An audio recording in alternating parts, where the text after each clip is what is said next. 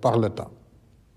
Mes chers compatriotes, la fête de l'indépendance, c'est aussi et surtout celle de la jeunesse, dont l'ambition, la force et la vitalité portent nos espoirs de lendemain meilleur.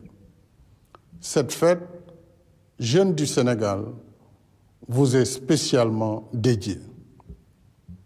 Je veux qu'elle soit le point de départ de nouvelles réponses à vos besoins en éducation, formation, emploi, financement de projets et soutien à l'entrepreneuriat.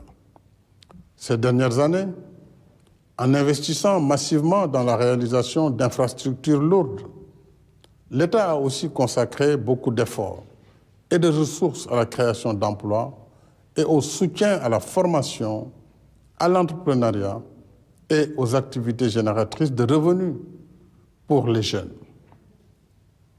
Mais la lutte contre le chômage des jeunes nécessite aujourd'hui un nouvel élan en raison de la crise économique sans précédent qui affecte tous les pays développés et en développement.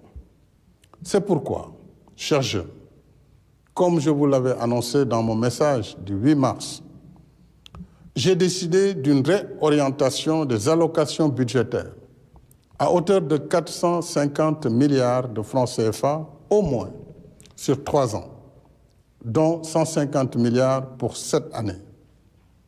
Ces ressources serviront à financer le programme d'urgence pour l'emploi et l'insertion socio-économique des jeunes, qui sera issu du Conseil présidentiel que je présiderai le jeudi 22 avril. J'ai voulu que les travaux de ce Conseil s'appuient sur les réalités de nos terroirs, dans un format inclusif, associant la jeunesse ouvrière, artisanale, paysanne, entrepreneuriale, sportive, artistique, du secteur informel, des cultures urbaines et des loisirs. C'est l'objet de consultations préparatoires menées dans nos 14 régions, grâce au soutien de l'administration territoriale et locale, pour établir l'état réactualisé de leurs potentialités et contraintes. Je remercie les autorités administratives et locales, ainsi que tous les acteurs ayant participé aux consultations. J'exprime également ma gratitude aux nombreuses bonnes volontés qui m'ont fait parvenir leur contribution dans un bel élan citoyen. Le gouvernement tiendra compte de toutes ces contributions dans le cadre de la formulation d'une stratégie cohérente de territorialisation des politiques et de mutualisation des instruments de promotion de l'emploi, de l'entrepreneuriat et d'insertion des jeunes. À cette fin, ces instruments seront renforcés en ressources, de même que dans leur gouvernance et leur processus décisionnel. Par souci d'équité territoriale et de simplification des procédures, un guichet unique sera installé dans chacun de nos 45 départements. Dénommé Pôle emploi et entrepreneuriat pour les jeunes et les femmes, ce guichet servira de cadre d'accueil, de conseil et de financement des porteurs de projets. La DER-FJ, l'ANPEJ, l'ADPME et le FONGIP, entre autres, seront représentés dans chaque guichet unique afin d'apporter l'expertise, le financement et le suivi des projets.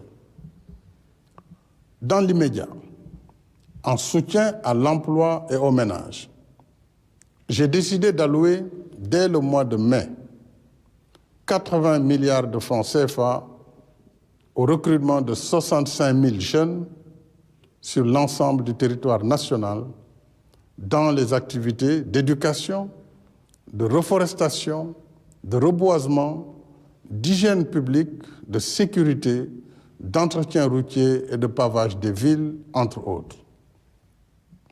Un quota spécial sera réservé au recrutement de 5 000 enseignants pour le préscolaire, le primaire, le moyen et le secondaire, y compris les daras modernes et l'enseignement arabe. Je lance un appel au secteur privé à se joindre à cette dynamique nationale. Ainsi, le gouvernement proposera l'extension de la convention État-employeur à la filière de l'agriculture et de l'agrobusiness pour un objectif de 15 000 emplois à créer afin de soutenir nos efforts d'autosuffisance alimentaire et de transformation des produits locaux. À cette fin, l'allocation de l'État à la Convention passera d'1 milliard à 15 milliards de francs CFA.